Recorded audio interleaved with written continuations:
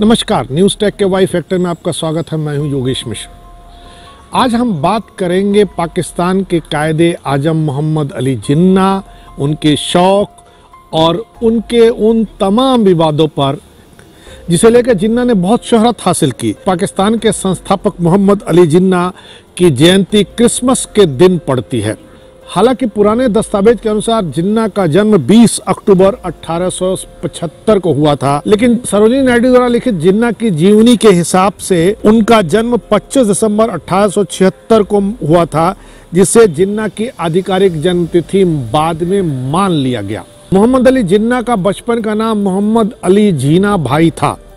उनका जन्म कराची जिले के वजीर मिशन में हुआ था, लेकिन कुछ किताबों में इनका जन्म स्थान झर्क को बताया गया है, यानी जिन्ना की जन्म की तारीख, जिन्ना के जन्म का स्थान दोनों विवादों के घेरे में आज भी है। भारतीय राजनीति में जिन्ना का उदय 1916 में कांग्रेस के एक नेता के रूप में हुआ, जिन्होंने मुस्लिम लीग के साथ 1937 में लखनऊ समझौता करवाया था। वह Akhil Bharatiya home rule league के प्रमुख नेताओं में गिने जाते हैं। बाद में मतभेदों के चलते जिन्ना ने कांग्रेस छोड़ दी थी। उन्होंने देश में मुसलमानों के अधिकारों की रक्षा और स्वशासन के लिए 14 सूत्री संवैधानिक सुधार का प्रस्ताव अपनी ओर से दिया था। जिन्ना मुस्लिम लीग के नेता थे। जिन्ना ने ही पहली बार मुसलमानों के लिए अलग राष्ट्र की बात रखी थी, जिसे लाहौर प्रस्ताव के नाम से जाना जाता है। 1946 में हुए प्रांतीय चुनाव में ज्यादातर मुस्लिम सीटों पर मुस्लिम लीग जीत गई थी। इसी के बाद जिन्ना ने पाकिस्तान के आजादी की लड़ाई का निर्णायक अभियान शुरू कर दिया। जिन्ना आगे चलकर पाकिस्तान के पहले गवर्नर जनरल बने।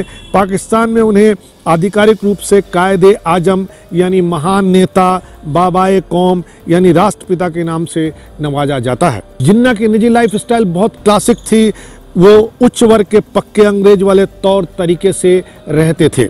इंग्लैंड में कानून की पढ़ाई करने वाले भारत के सबसे कम उम्र के आदमी थे। 19 साल की उम्र में उन्होंने कानून की पढ़ाई पूरी कर ली थी।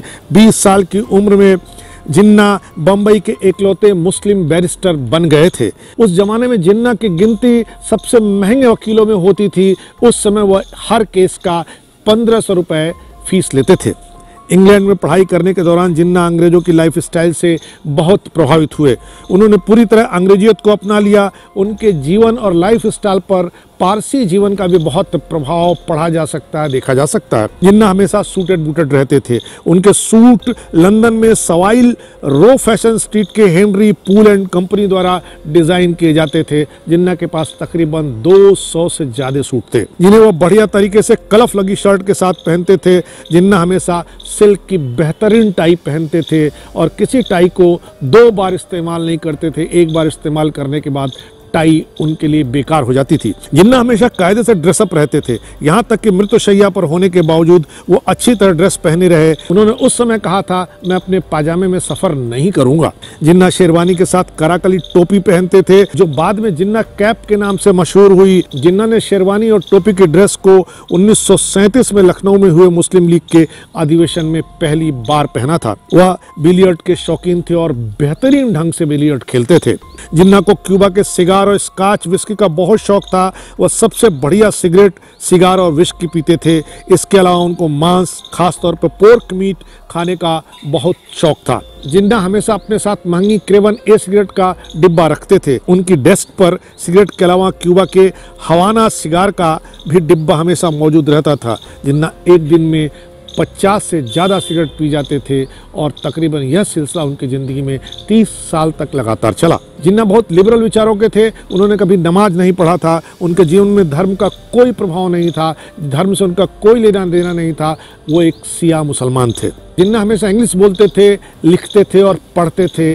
कभी कभी वो चुनावी सभाओं में उर्दू जरूर बोल दिया करते थे। इंग्लिश बोलने की उनकी आदत ऐसी थी कि 1945 की एक चुनाव सभा में वो अंग्रेजी में ही भाषण दे करके चले गए। जालंधर में एक सार्वजनिक सभा के दौरान जब जिन्ना भाषण दे रहे थे, तभी अजान होने लगी। लोग नमाज के लिए तितर बितर हो गए, लेकिन जिन्ना शांत भाव से मंच पर लगी कुर्सी पर जाकर बैठ गए। जिन्ना सिगार सुलगाकर कश लेने लगे। जिन्ना की मां का नाम मीठी बाई और पिता का नाम जिन्ना भाई पुंजा था। उनके पिता जिन्ना भाई एक संपन्न गुजराती व्यवसायी थे, लेकिन जिन्ना के जन्म से पहले ही वो गुजरात के काठियावाड़ इलाके को छोड़ करके आज के पाकिस्तान के सिंध इलाके में चले गए थे। जिन्ना के पूर्वज हिंदू थे जिन्होंने बाद में इस्लाम कबूल कर लिया था। जिन्ना का निधन 1948 में हुआ। उनकी मौत पर उनका अंतिम संस्कार शियाओं की तरह होगा या सुन्नियों की तरह विवाद हुआ। मुस्लिम लीग से जुड़े शब्बीर अहमद उस्मानी नामक मौलवी ने जिद कर ली उनका सुन्नी तौर तरीके से ही दफन किया जाएगा।